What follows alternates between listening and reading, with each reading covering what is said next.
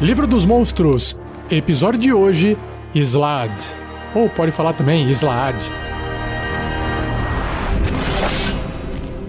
Regras do D&D 5e. Uma produção RPG Next.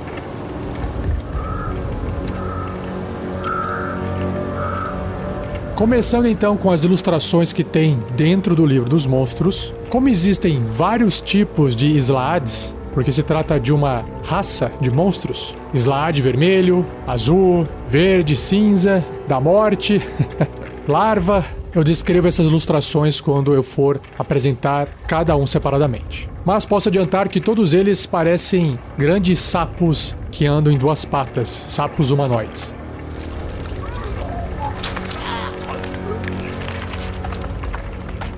Islad. No caos eternamente mutável do limbo, pedaços de florestas e campinas, castelos arruinados e ilhas isoladas derivam através de um alvoroço de fogo, água, terra e vento. Os principais habitantes desse plano inóspito são os sapos humanoides. Aí acertei. Islad. Os Islaads são indisciplinados e não possuem uma hierarquia formal, apesar dos Islaads mais fracos obedecerem os mais fortes sob ameaça de aniquilação. A Pedra da Geração. Muito tempo atrás, Primus, o senhor supremo dos Modrons, criou uma gigantesca pedra geometricamente complexa, imbuída com o poder da lei. Ele então deixou a deriva no limbo, acreditando que a pedra poderia trazer ordem ao caos desse plano e impedir o caos de se espalhar para outros planos. Conforme o poder da pedra crescia, ela tornou possível para as criaturas com mentes ordeiras, como os Modrons e os Githzerais, criarem enclaves no limbo. Porém, a criação de Primus teve um efeito colateral imprevisto. A energia caótica absorvida pela pedra gerou os horrores que vieram a ser chamados de Slaads. Sábios se referem à maciça criação de Primus como a Pedra da Geração por essa razão. Os Slaads dizimaram todos os enclaves de Modrons no limbo. Como criaturas de caos absoluto, os Slaads abominam os Modrons e os atacam à primeira vista. Porém, Primus manteve sua criação e, ou não a considerou os Slaads como uma ameaça, ou optou por ignorá-los. Nascimento e transformação. Os Slaads possuem um ciclo de reprodução horripilante. Imagino. Eles se reproduzem tanto ao implantar ovos em hospedeiros humanoides, nossa, tipo alien, ou ao infectá-los com uma doença transformadora chamada febre do caos. Cada cor de Slaad reproduz ou transforma-se de uma forma diferente, com os Slaads vermelhos originando Slaads azuis e verdes, caramba, e os Slaads azuis gerando vermelhos e verdes. Cada Slaad verde passa por um longo ciclo vital de transformação nos mais poderosos Slaads cinza e da morte. Em cada transformação, o Slaad mantém suas lembranças. Vixe. Metamorfos. Alguns Slaads podem se transformar em criaturas humanoides, das quais eles são originalmente gerados. Esses Slaads retornam ao plano material para semear a discórdia, disfarçados de seus antigos eus. Muito bom. Mas antes de eu passar para a descrição de cada um desses Slaads, tem aqui um papelzinho, uma nota escrita à mão, que diz o seguinte: embutido dentro do cérebro de um Slaad está uma gema mágica. Adquira-o e o Slaad será seu para ser comandado. O que quer que isso significa, porque não tem quem que escreveu isso, descobriremos na sequência. Pelo menos espero.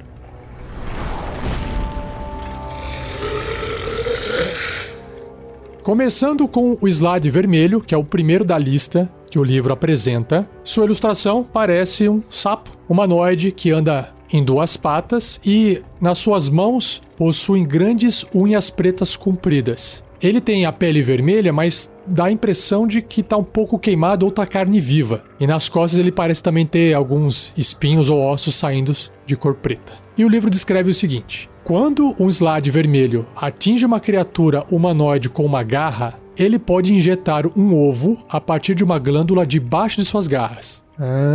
Por isso que ele tem aquelas unhonas lá. O ovo faz seu caminho até o hospedeiro e gesta nele, eventualmente formando uma larva Slaad. Tal larva, então, devora seu caminho para fora do corpo do hospedeiro, alimentando-se dos restos do hospedeiro e, então, buscando qualquer outra carne fresca que possa encontrar. a larva se transforma em um Slade azul totalmente crescido, ou em um Slade verde, se o hospedeiro tinha capacidade de conjurar magias de terceiro nível ou superior, dentro de 2d12, 2 dados de 12 faces, horas. Então, no máximo, em até um dia, né? 24 horas. Ou, no mínimo, 2 horas, super rápido. E agora, o seu bloco de estatísticas.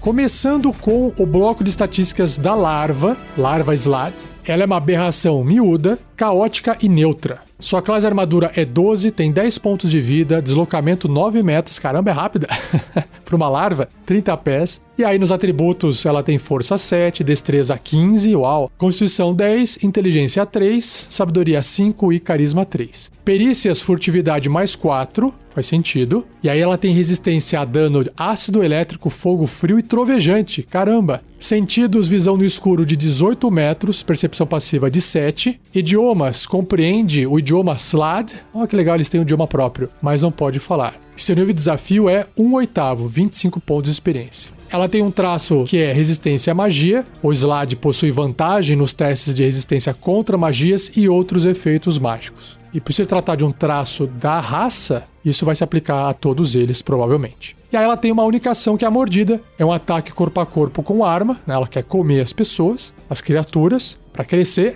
Mais 4 para atingir, alcance adjacente, 1,5 m, se acertar 4 ou 1d4 mais 2 de dano perfurante.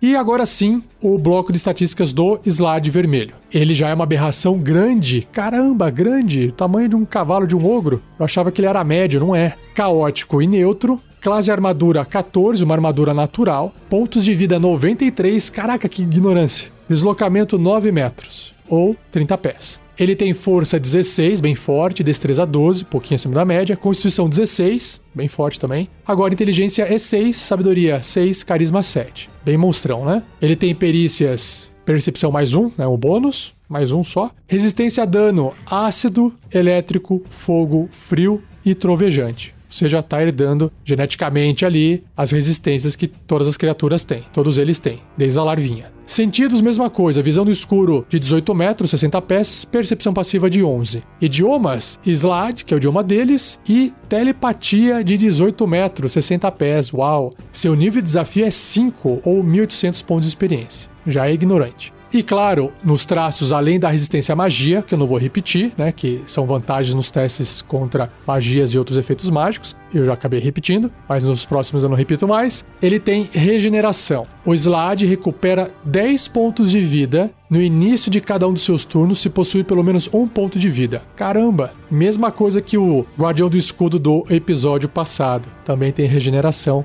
exatamente igual. E na parte de ações, ele tem ataques múltiplos. O Slade realiza 3 ataques, 1 com a sua mordida e 2 com suas garras. Ambos são ataques corpo a corpo com arma. Ambos têm mais 6 para atingir apenas um alvo até 1,5 m de alcance, que é adjacente. Se a mordida acertar, causa 8 ou 2d4 mais 3 de dano perfurante. Se a garra acertar, vai causar 7, 1d8 mais 3 de dano perfurante. Só que, se o alvo for um humanoide, olha só, humanoide, não pode ser uma criatura. Tem que ser, claro, é uma criatura, só que humanoide. Ele deve ser bem sucedido num teste de resistência de constituição com dificuldade 14 ou será infectado com uma doença, que é o minúsculo ovo Slade. Um hospedeiro humanoide pode carregar apenas um ovo Slade por vez. Após 3 meses, o ovo se move para sua cavidade torácica, gestando e formando uma larva Slade. Num período de 24 horas, antes do nascimento, o hospedeiro começa a se sentir mal. Seu deslocamento é reduzido à metade e ele tem desvantagem nas jogadas de ataque, testes de habilidade e testes de resistência. No nascimento, a larva escava seu caminho através dos órgãos vitais e sai do peito do hospedeiro em uma rodada, matando-o no processo. Se a doença for curada antes da larva emergir, o Slade não nascido é desintegrado. Ou seja, se você quiser matar qualquer pessoa, qualquer personagem, você tem aqui uma justificativa narrativa para fazer isso. Se tratando de jogadores controlando personagens, é aquela coisa. O jogador pode ou não saber aquela informação, o personagem também. E se o mestre não revelar aquilo de alguma maneira, falhar nesse teste de constituição, com dificuldade 14, significa a morte. A não ser que quando ele começar a passar muito mal, dê tempo de salvar aquele personagem, antes do bicho explodir e matá-lo. Eu achei fantástico, porque falhou naquele teste de constituição, o ovo tá lá dentro. Acabou. E isso pode ser até interessante para ideias e aventuras que eu vou deixar mais pra frente. Seja você também um guerreiro ou uma guerreira do bem. Para saber mais, acesse padrim.com.br/rpgnext ou picpay.me/rpgnext.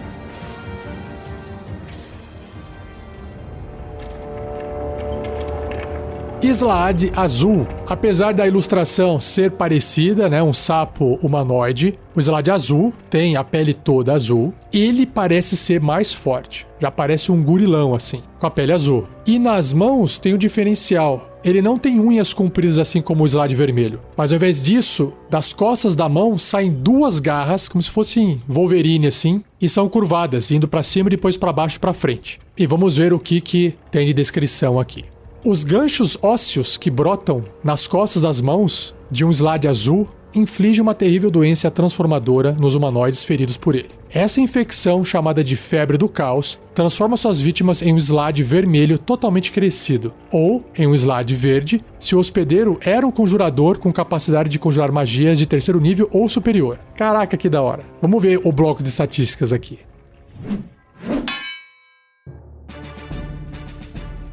Slade azul é uma aberração grande, então não mudou o tamanho, caótico e neutro. Mesmo alinhamento, mesma tendência. Classe armadura é 15, um pontinho a mais do que o vermelho, armadura natural. Tem 123 pontos de vida, já é mais robusto mesmo, fortão ali. Deslocamento, 9 metros, não mudou nada, 30 pés. Agora, força, 20, super forte. Destreza, 15. Constituição, 18. E inteligência, apesar de ser baixa, 7, também já deu uma melhorada em relação ao vermelho. Sabedoria, 7 também melhorou e carisma, 9 também melhorou. Ele tem também um bônus de perícia em percepção de mais 1. Mesmo tipo de resistência a dano, ácido, elétrico, fogo, frio e trovejante. Tem os mesmos sentidos, visão no escuro de 18 metros, percepção passiva de 11. Também se comunica no idioma Slade e telepatia de 18 metros, 60 pés. Só que agora o seu nível de desafio é 7, 2 a mais que o vermelho, ou 2.900 pontos de experiência. E ele também tem as mesmas habilidades de raça, os mesmos traços de raça, que são regeneração e resistência à magia. Na parte de ações, ataques múltiplos, o Slade realiza 3 ataques, 1 com a sua mordida e 2 com as suas garras, assim como o vermelho. A mordida e a garra são ataques corpo a corpo com arma, mais 8 para atingir, um bônus maior do que o do vermelho.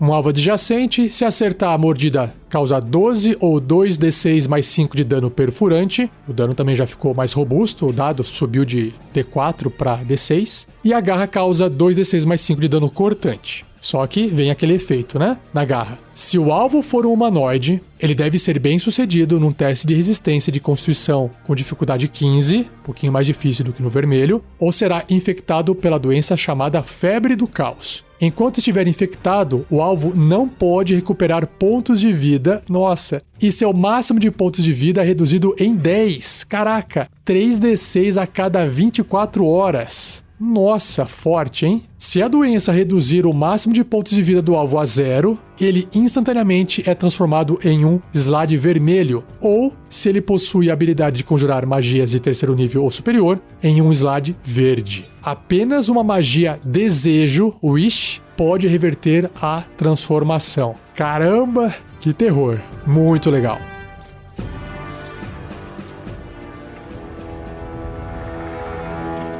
Próximo Slade é o Slade verde, que a gente já percebeu que é um Slade um pouquinho mais forte, né? Tem que ser de um humanoide conjurador de terceiro nível superior. E a aparência desse Slade verde, apesar de também ser um sapo humanoide andando em 2 patas, lembra um xamã. Ele tem as perninhas mais curtas, o tronco mais atarracado, a cabeça basicamente sem pescoço, e ele tá segurando um cajado, acho que de madeira, com crânios presos na ponta, e na outra mão ele parece ter um foco mágico, um foco arcano, talvez uma esfera de vidro, não dá pra ver direito. E ele veste uma roupinha ali de couro, com algumas folhas, e tem até um macaquinho nas costas dele montado, onde saem alguns ossos dos lados. E o livro descreve o seguinte: Slades verdes são surpreendentemente inteligentes e possuem capacidade de conjuração inata. Um Slade verde pode mudar de forma para se parecer com um humanoide. Já gostei. Se tiver nascido de um hospedeiro humanoide, o Slade geralmente adotará a forma do seu hospedeiro. Em algum momento imprevisível de sua existência, um Slade verde bloqueia os meios de, magicamente, instantaneamente e prematuramente, se transformar em um Slade cinza. Desbloquear esse conhecimento pode levar anos ou mesmo décadas. Bom, só vamos entender melhor quando a gente ler o Slade cinza. Mas vamos agora para o seu bloco de estatísticas. O Slade verde é uma aberração grande, metamorfo com a tag metamorfo, caótico e neutro. Sua classe armadura é 16, uma armadura natural, tem 127 pontos de vida e se desloca a 9 metros, 30 pés. Tem força 18, caramba! Destreza 15, constituição 16 e inteligência 11.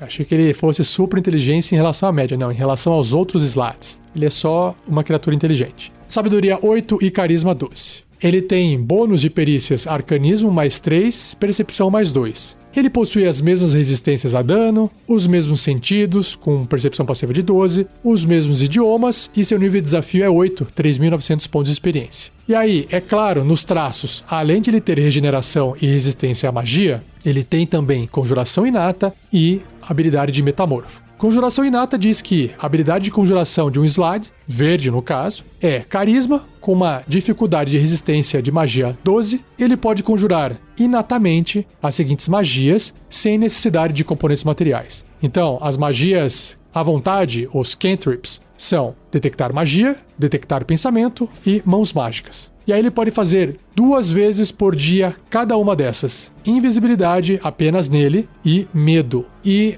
1 vez por dia, bola de fogo.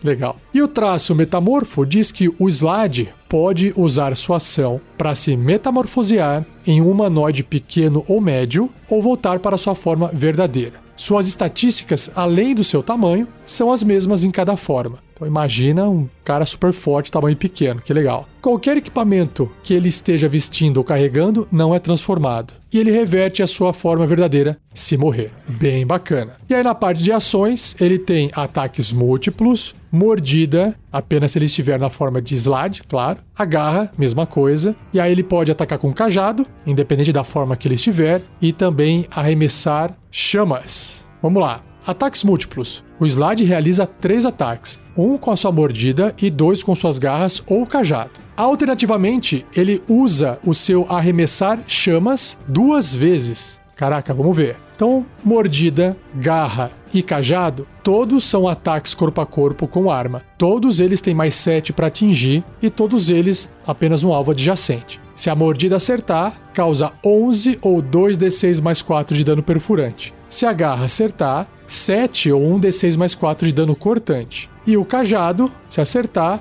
11 ou 2d6 mais 4 de dano de contusão. Então aqui ele tem os 3 tipos de dano físico, sendo aplicados. E a ação de arremessar chamas é um ataque à distância com magia, mais 4 para poder atingir distância 18 metros, 60 pés. Apenas um alvo. Se acertar, 10 ou 3d6 de dano de fogo. O fogo incendeia objetos inflamáveis que não estejam sendo vestidos ou carregados. Então, lançar a bola de fogo para ele é igual pegar um brinquedo e tacar, Para ele é a coisa mais comum do mundo.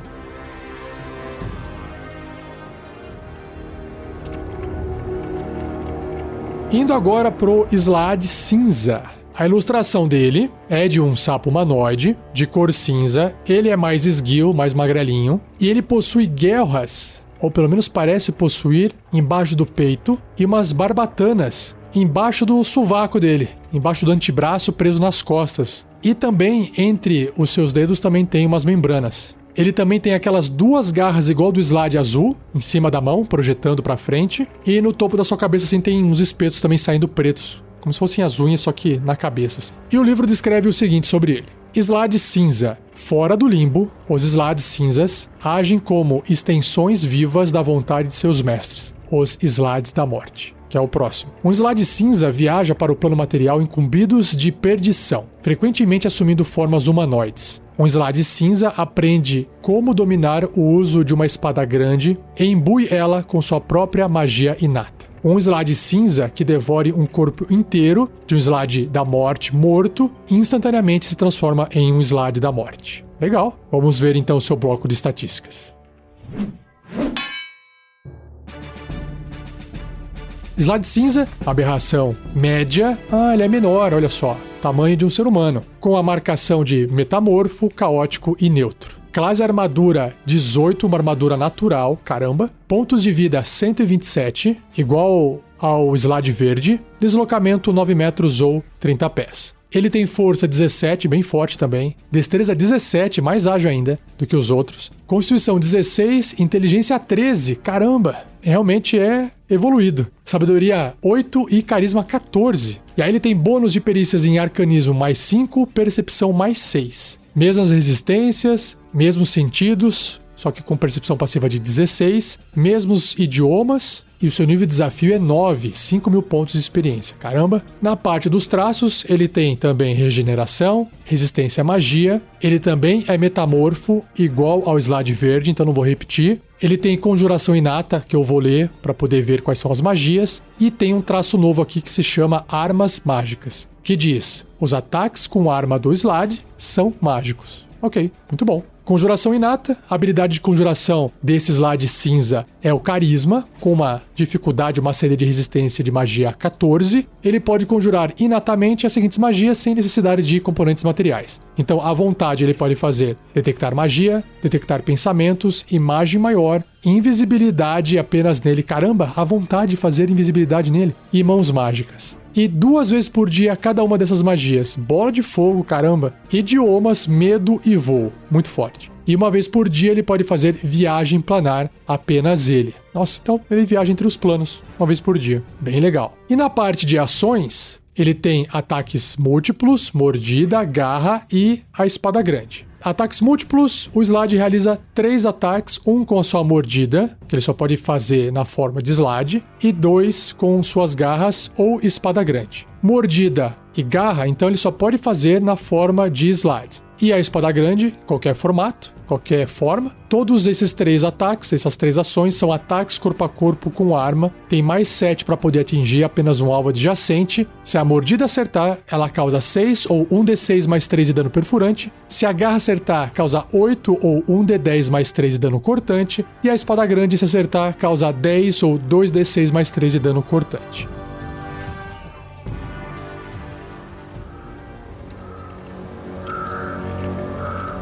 E por último, o slide da morte, que tem uma aparência mais imponente. Ele também é um sapão humanoide, só que ele tem uma aparência mais demoníaca. Ele é mais escuro, um cinza mais escuro. Os braços dele são mais compridos e apoiam no chão como se fosse um gorila. Subindo na mão, indo até o antebraço, ele tem 2 pares de garras saindo, como se fossem aqueles dedos de cachorro lateral na pata, sabe? Só que bem maiores. Na altura dos ombros, ele também tem uns espetos pretos saindo para cima. E o rosto dele tá com a boca aberta, quase que sorrindo, e lembra muito a cabeça de um tubarão. Os dentes triangulares pontudos. E o livro descreve o seguinte: os slides da morte estão impregnados pela energia do plano da energia negativa e exemplificam corrupção maligna do caos, tendo um prazer sádico em causar dor aos outros. Eles propagam sua raça gerando turbas de slides vermelhos e azuis e invadindo outros planos. Os humanoides que sobrevivem à incursão tornam-se incubadoras para novos slides. Caramba!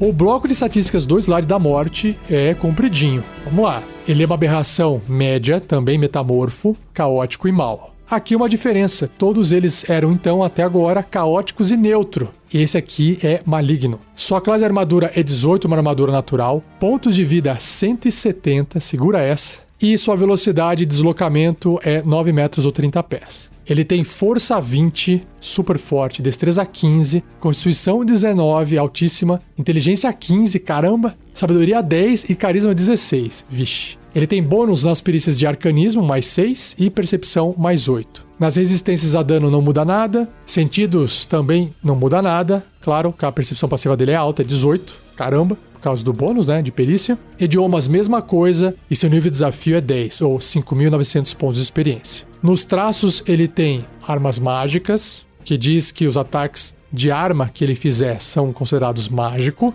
Ele também é um metamorfo, ele também tem regeneração e resistência à magia. E conjuração inata, óbvio, para dar um poderzinho extra, né? A habilidade de conjuração de um slade da morte é carisma, com uma CD, uma dificuldade de resistência de magia 15, mais 7 para atingir com ataques de magia. E aí ele pode conjurar inatamente as seguintes magias sem necessidade de componentes materiais. À vontade, detectar magia, detectar pensamentos, imagem maior, invisibilidade pessoal apenas e mãos mágicas. 2 vezes por dia cada bola de fogo, idiomas, medo e voo, e 1 vez por dia cada névoa mortal, viagem planar apenas nele. E para fechá-lo, na parte de ações, ele tem ataques múltiplos, mordida, só se estiver na forma de slade, garra também, na forma de slade apenas, e uma espada grande. Ataques múltiplos, o slade realiza 3 ataques, 1 com a sua mordida e 2 com suas garras ou espada grande. Então você já sabe, né? As 3 ações aqui, mordida, garra e espada grande, são ataques corpo a corpo com arma. Todos eles têm mais 9 para atingir, apenas um alvo adjacente. E aí se acertar a mordida vai causar 9 ou 1d8 mais 5 de dano perfurante, mais 7 ou 2d6 de dano necrótico, para piorar a coisa. A garra vai causar 10 ou 1d10 mais 5 de dano cortante, também mais 7 ou 2d6 de dano necrótico. E a espada também vai causar 12 ou 2d6 mais 5 de dano cortante, mais os mesmos 7 ou 2d6 de dano necrótico. Não tem como escapar.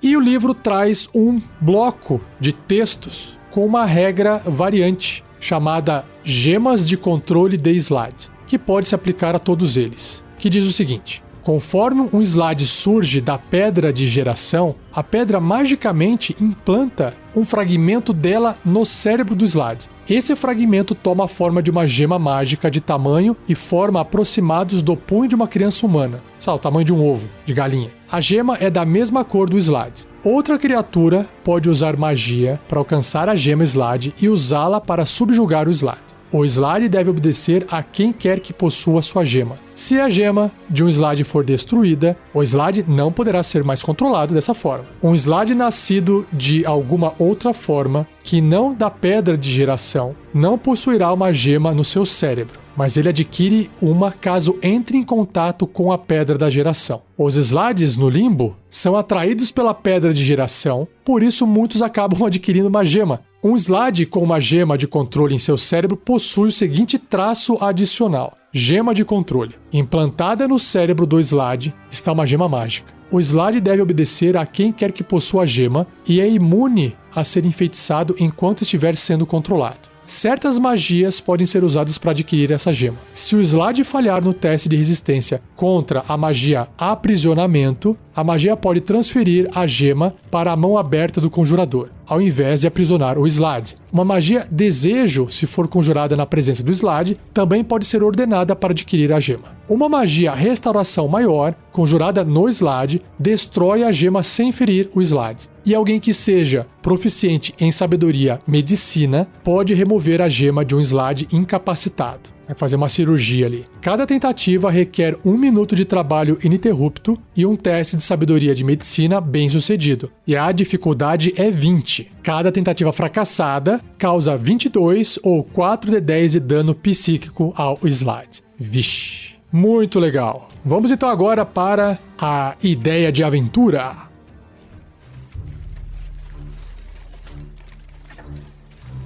Minha ideia de aventura não poderia ser diferente dos filmes do Alien que vieram na minha cabeça quando eu lia sobre a larva Slade. Nesse caso, um nobre, uma pessoa poderosa, com acesso à magia, com acesso aos outros planos, um mago, enfim, conseguiu aprisionar um Slade cinza. Ele obteve a sua pedra, sua gema, e tem controle sobre ele. E é claro que deu merda, deu ruim. A pedra foi quebrada, o Slade cinza não pôde mais ser controlado. E aí o que essa criatura fez? Ela fez uma viagem planar e trouxe seus amiguinhos que podem fazer ataques e colocar ovos ou doença no corpo das pessoas. Então, naquele reino, começaram a aparecer pessoas com o seu peito estourado ou relatos de pessoas que estavam na cama com febre e que se transformaram imediatamente num sapão gigante. E aí, sapões azuis e vermelhos começaram a circular por aí, e como você pode ter percebido, o nível de desafio deles é altíssimo, e aí o caos está instaurado. os aventureiros vão ter que ser chamados para poder conter essa ameaça, correndo o risco de eles mesmos serem infectados com a doença ou receberem um ovinho ali de presente. Esse é o contexto da aventura. O que você pode apresentar é um pedaço dessa narrativa, ou seja, uma dessas pessoas que estavam com ovos ou foi infectado pelo slide azul, por exemplo, não está se sentindo bem, e ele conseguiu fugir dessa região e ele foi procurar, sei lá, um médico. E pode ser que um dos aventureiros tenha essa perícia de medicina, seja um clérigo, seja um paladino, ou ele realmente chega ali numa taverna, socorro, preciso de ajuda, não tô me sentindo bem, e ali dentro o peito dele explode, por exemplo, e a galera tem que enfrentar aquela larva. E aí? O que aconteceu? O que é isso? De onde veio isso? E aí a notícia já começou a espalhar. E aí, só aqui, de início, você já pode, inclusive, se quiser trocar essa larva por uma criatura que está com febre, né, um personagem que está com febre, e se transformar no slide vermelho, você já tem logo de cara ali um combate de nível desafio 5. Dentro de uma taverna, por exemplo. Imagina, será que os aventureiros de primeiro nível vão dar conta? Tem que estar, acho que, num segundo nível para segurar as pontas. Ou o primeiro nível quase morre. E aí todos eles podem ser infectados, porque tem um monte de gente ali atacando, ele mata um monte de gente, mas os aventureiros, mesmo, sei lá, caindo, quase morrendo no chão, não vejo tanto problema. Vai ser meio frustrante, talvez, mas vai ser aterrorizador, né? Aterrorizante. Eles estarem ali, por exemplo, falhando nesse teste de constituição com dificuldade 14, e eles estarem com suas vidas contadas. Porque esse ovo vai eclodir e eles vão morrer. Talvez eles tenham até visto alguém morrendo antes para poder falar, nossa, agora eu tô com esse problema também. Ou alguém comentar e falar, ixi, já eram. E aí você faz uma one shot, que eles têm esse período para poder tentar fazer alguma coisa antes deles morrerem. No final, se vai morrer ou não, é outra história. Essa história, quem vai continuar é você. Compartilhe também a sua ideia usando slides. Pode escrever no fórum do RPG Next, basta acessar no topo do site do rpgnext.com.br. Também tem um link no post desse episódio ou comente em qualquer outro local que você ouviu esse podcast, tá bom?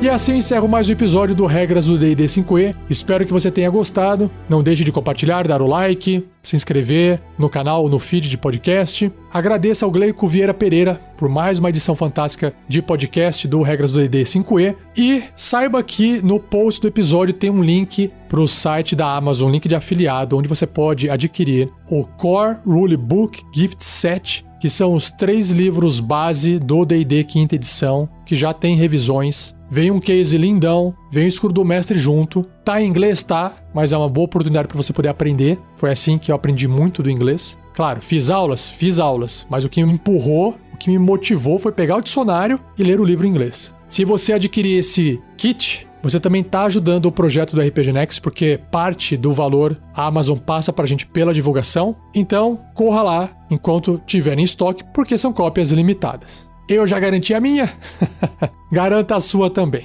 E não perca o próximo episódio, onde eu irei abordar 2 monstros. Os espectros, não são os banshees, mas spectre em inglês, e as esfinges. Beleza? Então, muito obrigado, um abraço e até o próximo episódio.